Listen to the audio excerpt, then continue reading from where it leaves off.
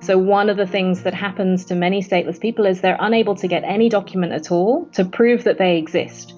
And that can mean that it's really difficult to access school or to actually get your diploma to show that you've finished school and to go on to higher education, to go to the doctor. You're obviously not eligible to vote because you need to be a citizen in order to vote in a country. You can't get a travel document, so you can't travel, whether it's for work or for medical reasons or because there's, violence that you have to flee in your country. So it has really day-to-day consequences for people. And it also really impacts people's sense of belonging and self-worth on many occasions, because it's very hard to build your future if you are restricted at every opportunity, from getting married, buying a house, signing an employment contract. It's just very hard to function, really, as a full participant in society. And the right to nationality is actually also a child's right. It's recognised in the UN Convention on the Rights of the Child. And one of the things that we see is really necessary is to understand it as a child's right, in the same way as children have the right to education, the right to know and be loved, cared for by their family. But this right to nationality, it hasn't really attracted that much attention from the child rights community. You don't see big campaigns by child rights organisations for nationality for children.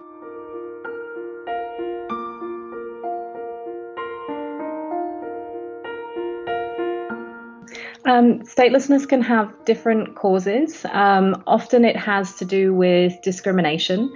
So, for example, if we take the situation of the Rohingya, they are a stateless community from Myanmar. They're a minority group. They're both an ethnic and a linguistic minority. And there's a deliberate policy to actually exclude them from nationality under the law.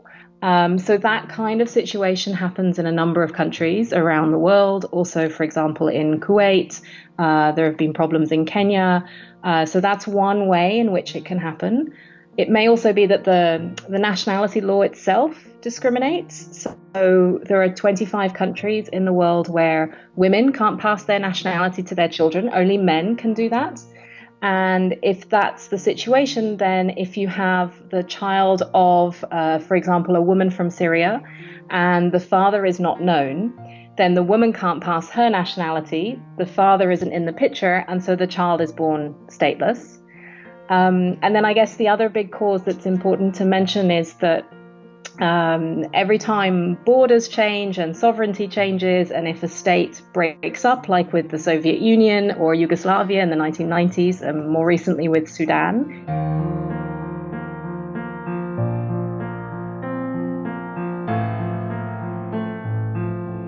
there are two things that we see. One is very positive and one is very worrying.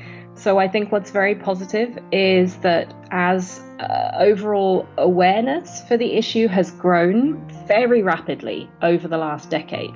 And we see that that has resulted in governments coming together and really talking about it for the first time since after the Second World War, and taking an interest in making commitments together. So, for example, in West Africa, in the Americas region and elsewhere, there are clear political commitments to understand the issue better and to try to reform laws or change procedures. So that's really great, and we need to keep the momentum going and really make sure that it happens. But what is much less positive is that many of the big situations of statelessness haven't really moved in the last decade. And in some situations, like for the Rohingya in Myanmar, things have got much worse. One of the things that has been really important in the last few years is that the UN Refugee Agency, UNHCR, launched a campaign to end statelessness. And the purpose really of this campaign is to show that the issue is urgent and we can't wait until all other crises in the world have been resolved to address it, but also to communicate that it is something that we can prevent. It is possible to have a more inclusive nationality law, a non-discriminatory nationality law. And those messages about the urgency and the ability to change it are really key. And I think that's what you see now happening in civil society activity in different regions and in different countries. There's a real sense of pushing governments to understand that you can make a big change already by just amending the nationality law in a few simple ways, or by proactively looking for statelessness in the country and providing suitable assistance.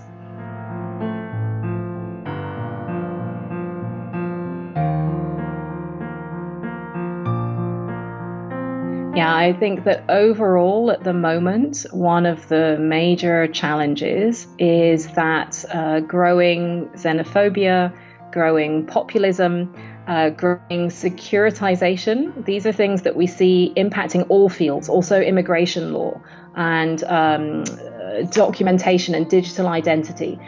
Those same conversations and narratives, they influence citizenship, because it's not just a question of having a right to nationality, it's being included as a member of the community.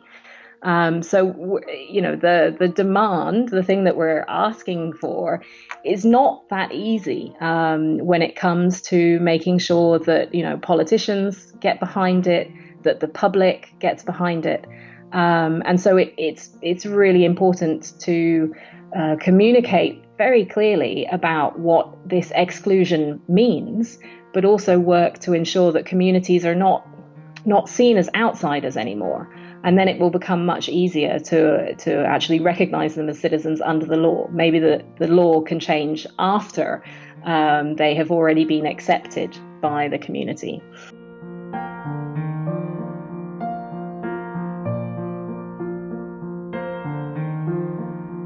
So we will have around 300 participants from over 60 different countries. And what is most exciting is that among those are 25 activists who themselves are directly affected in some way by the issue. So they are stateless, or they are formally stateless, or a family member is stateless. And we also have 25 artists who have started to think about and do work on this issue. And these are people who were not included in conversations until now. And it will enrich the way that academics and NGOs and the UN and policymakers talk about, but also think about the issue. And it may help us to understand better how we include stateless populations in the solution, but also how we start to change hearts and minds. Because if it's about showing that people shouldn't be excluded, we have to change, we have to address stigma and prejudice. And I think the arts offers a fantastic opportunity to think about how to do that.